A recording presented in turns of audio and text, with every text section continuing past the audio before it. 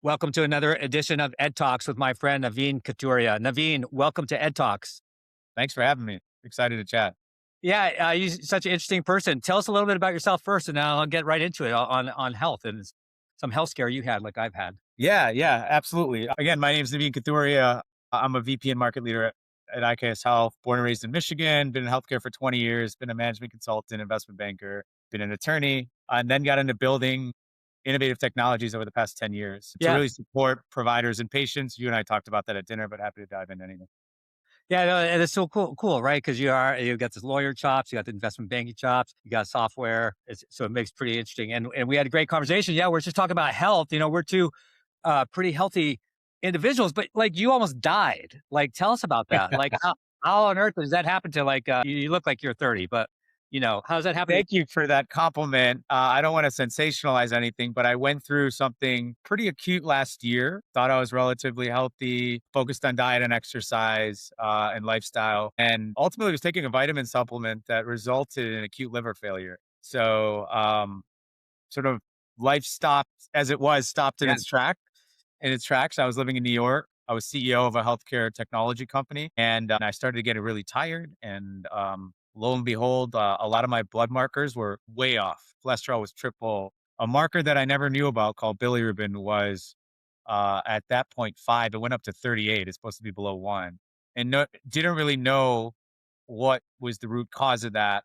So there's a lot of uncertainty. I was in New York for the beginning of my care. I was in Michigan for the rest of my care. Took about 6 months to recover. Luckily, liver is the most resilient organ, as I heard many times. And then I encountered, I was on the verge of cirrhosis and then ultimately fully recovered where everything came back normal, back to what it was before any of this happened. Yeah, we're gonna put an article in the show notes so people can hit that link and get the entire story. But man, what did you learn from that? I must have been scared as Yeah, I learned a lot of things. The attorney part of me learned how little FDA regulation there is on supplements. None of them are really tested before they're distributed to consumers.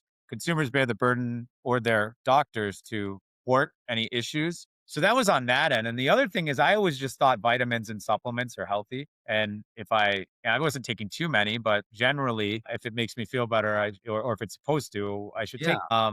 And what I learned is that you really have to be careful for two reasons. One, because vitamins aren't regulated and supplement, there's a large amount of them that are mislabeled. So that means they either have something in them that they didn't say they have, or they say they have something in them that actually they don't.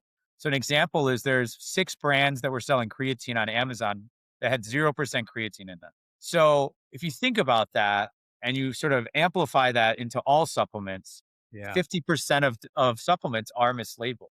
And so that's point number one. Point number two is that we all have our individual biomarkers, right? So if you have certain biomarkers that say, okay, my liver enzymes are a bit high, then you need to be careful about what you're putting in your body. So there's certain supplements that are known to potentially cause liver toxicity.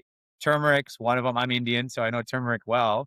But when you take it by vitamin, it's very different than taking it in food, mm, and we talked about Indian food a lot. And then ashwagandha is another one, which is, by the way, banned in certain countries. And that was the one that we believe ended up causing this acute liver failure. My case was very severe. They're not all that severe, but there are other known documented cases, and they're increasing because more and more people are in this biohacking culture, right? yeah. Which is all about, I'm going to take these different things to shortcut, being healthier, sleeping better, improving stress, having a better physique. And ultimately, I think my learning is like, there are no real shortcuts. So trust in your doctors to tell you what to take and don't go rogue and just buy things Yeah.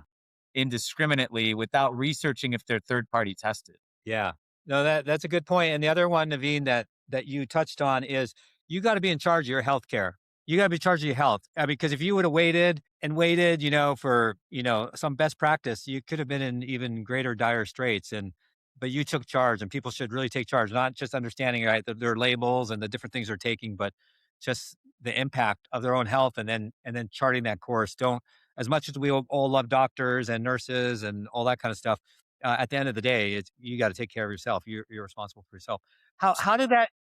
It's ultimately, your body best, right? Yeah, So totally. what you realize is just because someone else's body responds in a certain way doesn't mean mine does. And so as you get older, blood testing, going to your doctors more often is paramount because yeah, you're right. I caught it early enough where I was able to reverse it, but I was very close to not being to that point and being up for a liver transplant, a plasma Yeah. transfusion, and other really acute Oh, sort of interventions. what Naveen, what I always like to ask people when stuff like that happens in their life, I've had, major issues as well. How did that impact you like in your rest of your life? Like how did it impact like you in your work today? Yeah, I mean,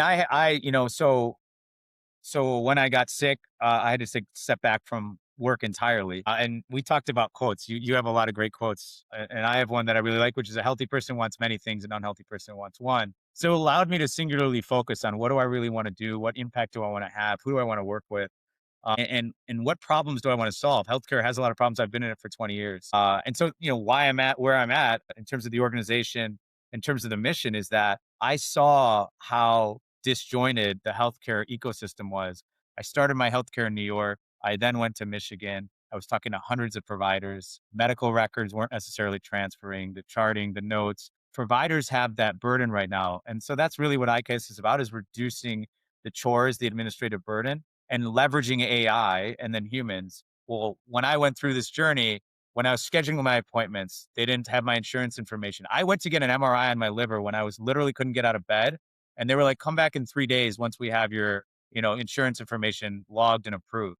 I can't wait. Now, I had the good fortune of knowing a number of providers, of having the means and the ability to say, okay, I'll just pay this. I'll worry about this later. A lot of people don't have that. And so there is this huge opportunity to leverage AI and also humans. You can't just throw AI at a problem and think it'll solve it, to really make a profound impact and ultimately to achieve better outcomes. And all of that starts with our clinicians. Thank God I found the right clinician at the University of Michigan who was a hepatologist, understands, Dr. Robert Fontana, specifically this issue. But I had the means and the ability to do that. And I think we can apply that on a much larger scale. So, I mean, that's that's from a work perspective, the learning. Personally, I don't take supplements. And I continue to live a healthy lifestyle and then follow my body. So if I feel anything's off, I'll go to the doctor. It's not worth it to wait. And I think we have this reactive measure. If I feel really sick, I'll go. It's like you're better off being preventative than waiting and then something happens. So hopefully Yeah. that answers your question.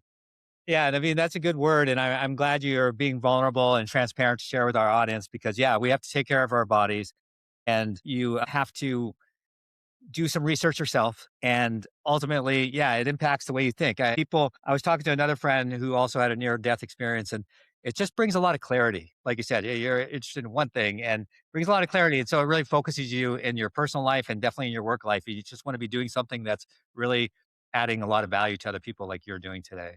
Yeah, I think it Thanks. absolutely grounds you. Yeah. And I'm appreciative to be able to chat with you, and if nothing else, to share my experience with others because, hopefully it changes someone's opinion on whether they buy that random supplement or whether Yeah. they go to the doctor to blood test after taking a supplement, right? So anyways, thankful to have this platform. Yeah. We work in healthcare IT, and that doctor having the right platform to take good care of you, make it easy, a good clinician experience, but also a good patient and family experience. All Absolutely. right, Naveen. Thank you so much.